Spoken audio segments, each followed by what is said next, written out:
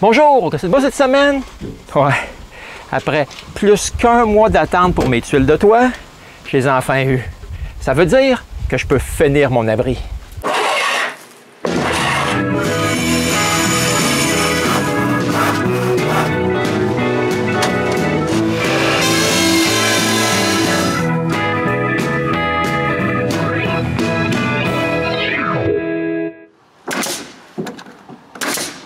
Bon, la dernière fois que m'avait vu travailler sur mon abri, je clouais des planches sur le toit. Moi, mais j'avais pas eu la chance de finir. Le lendemain, Daniel est venu m'aider et ensemble, on a fini les planches du toit. OK, on a été forcé d'utiliser le grand serre-joint pour coller les planches avant de les clouer. Pour la dernière rangée, tout près du mur, j'ai été forcé de faire pas mal de coupes pour que je puisse les mettre en place.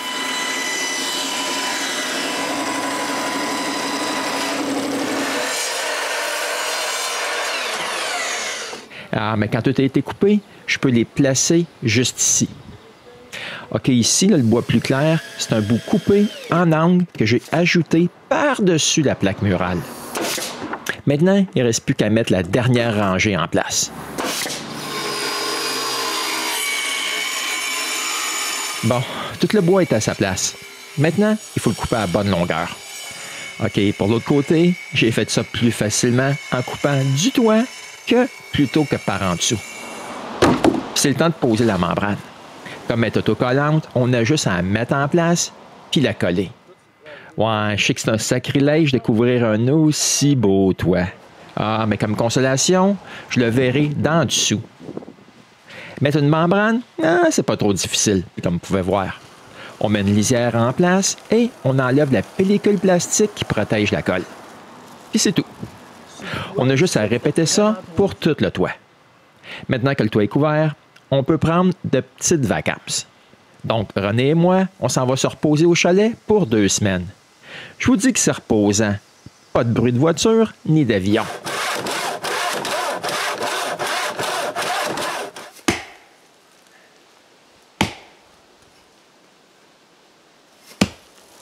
Ah, mais il faut revenir à la maison. Puis là, c'est le temps de fermer cette partie avec du treillis. Première chose à faire, c'est de couper une rainure au centre de 4 2x4.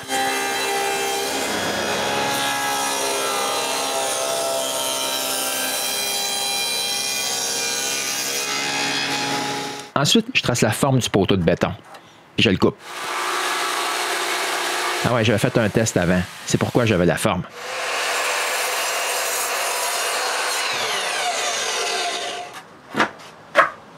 Et je peux placer le bas en place. OK, c'est le temps des côtés verticaux maintenant. Je coupe un tenon à leur bout.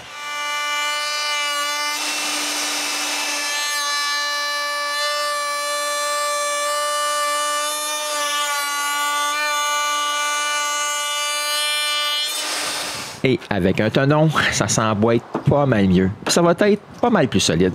Bon, mais il faut que les morceaux de bois se touchent. Je marque donc ce qu'il faut enlever, puis je l'enlève.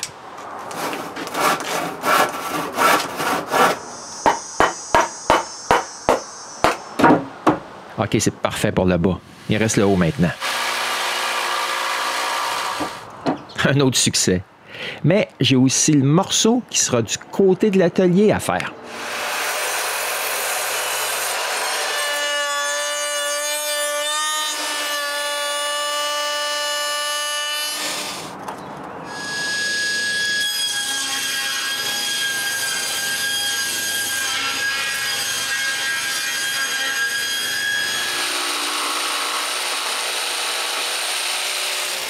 Et celui entre les 2 treillis. Ensuite, je peux couper les treillis.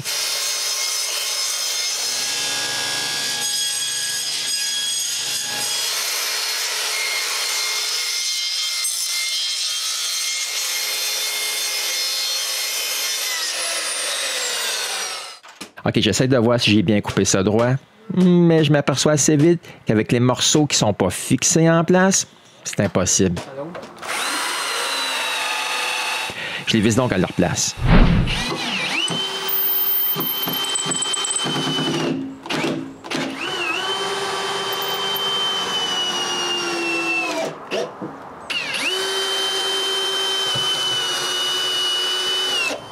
Quand les deux morceaux verticaux sont bien vissés, je perce des trous entre les tuiles, c'est 2x4 du bas. Pour empêcher le bas de bouger, je vais planter des bouts de tige filetée. La première chose à faire, c'est de les couper à une longueur d'environ 40 cm.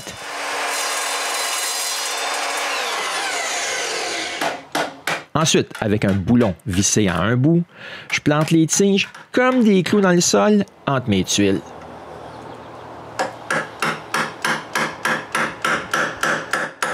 Et maintenant, on est enfin prêt à installer les treillis. On commence par le petit bout. Ensuite le gros. Puis on finit par le 2x4 qui retient tout ensemble. Le dernier morceau se place par-dessus tout ça. Puis pour finir, je visse le haut en place.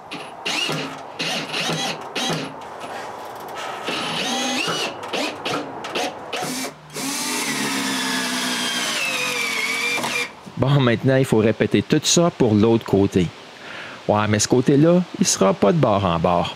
Non, parce que René rêve d'un robot qui tond sa pelouse, comme ceux qu'il a vus en voyage en Europe. Et ça, ce sera là qu'on va mettre la base pour qu'il puisse charger ses batteries. Ouais, mais ça ne sera pas pour cette année, ça c'est sûr. Mais faire ce petit côté, c'est pas mal semblable à l'autre. Mais ça commence pas mal. Le béton remonte près du poteau. Ah, il faut que j'arrange ça.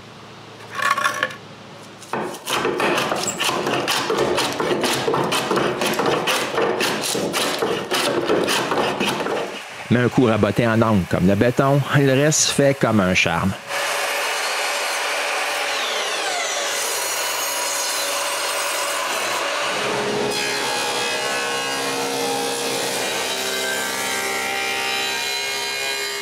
Ah oui, une petite chose différente. Je dois couper un montant avec l'angle du toit.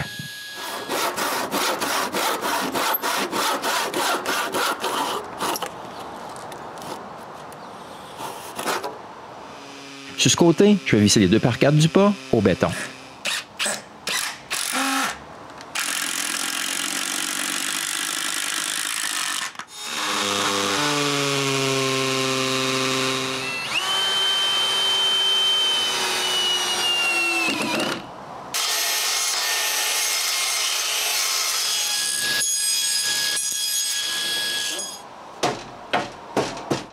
Mais maintenant, le reste s'assemble tout seul.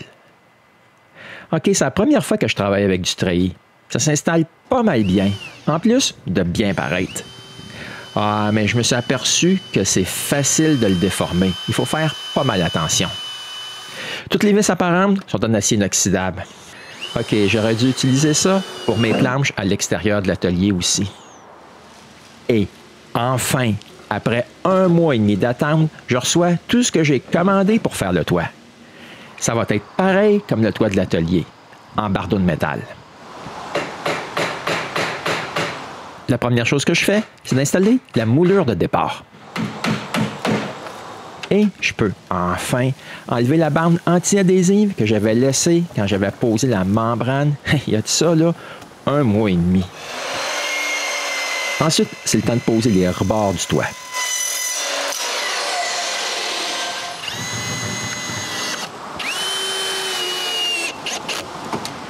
Et finalement, je mets en place la première rangée de tuiles. La dernière tuile, elle, doit être coupée.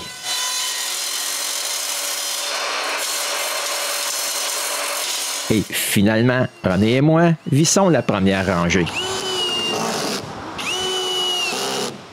Puis on continue.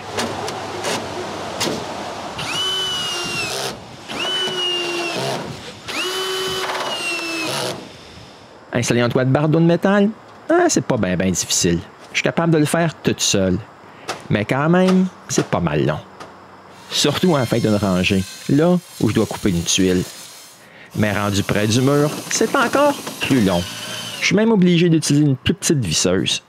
Ah, mais ça, c'est rien comparé à la toute dernière rangée. Parce que c'est là où je dois couper toutes les tuiles en deux et percer des trous avant de les visser en place.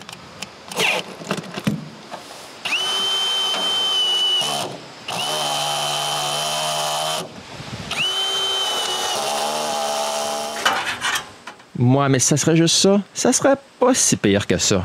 Mais en plus, il me manque 2 tuiles. OK, je ne veux pas acheter une boîte de 28 pour 2 tuiles. En plus du mois et demi d'attente. Je vais donc prendre des restes de tuiles pour me faire les tuiles qui me manquent. Après le premier pli à 90 degrés, j'utilise des règles comme espaceur pour le deuxième pli. Ouais, ça marche pas mal bien. C'est un peu plus dur à mettre en place, mais ça paraît presque pas que c'est des tuiles reconstituées. Mais même si la dernière rangée est toute vissée en place, non, j'ai pas fini. Je dois mettre une moulure pour retenir la moulure de finition au toit.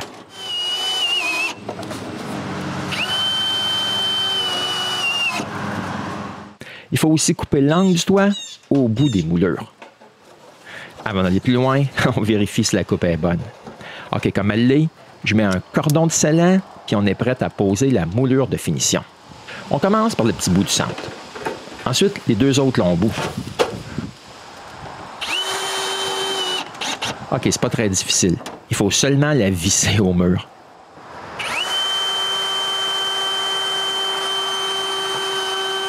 La dernière chose à poser sur le toit, c'est des bordures de pignons. OK, je commence par les couper à l'angle du toit. On mesure la longueur exacte, puis on la coupe.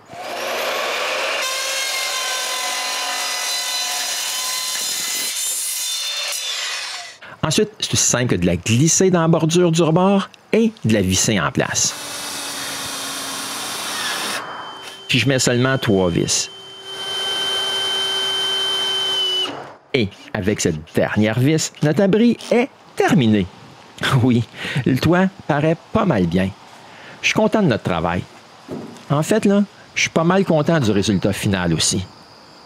OK, mais maintenant, là, c'est le temps de parler de mes erreurs et des choses que j'aurais pu faire différemment.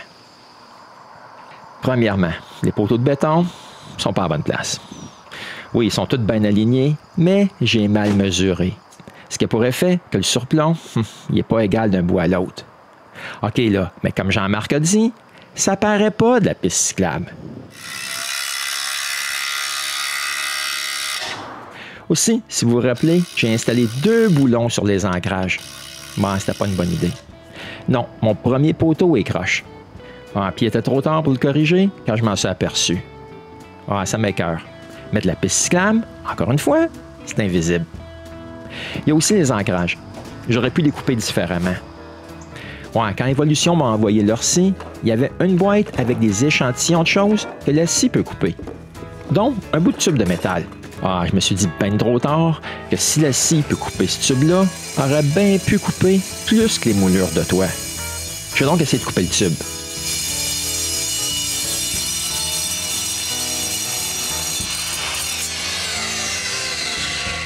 Ouais, mais je suis super content de mon bois. Et merci à Goodfellow de m'avoir fourni du bois de la gamme Terra. Avec du bois de cette qualité, j'aurai probablement jamais de trouble avec mon abri. Et en plus, j'aime bien la couleur. Bon, c'était la fin de notre abri. J'aurais aimé que ça prenne moins de temps, mais le toit nous a pas mal retardé. Mais quand même, n'oubliez pas de revenir me voir pour le prochain épisode du Gosseux de bois.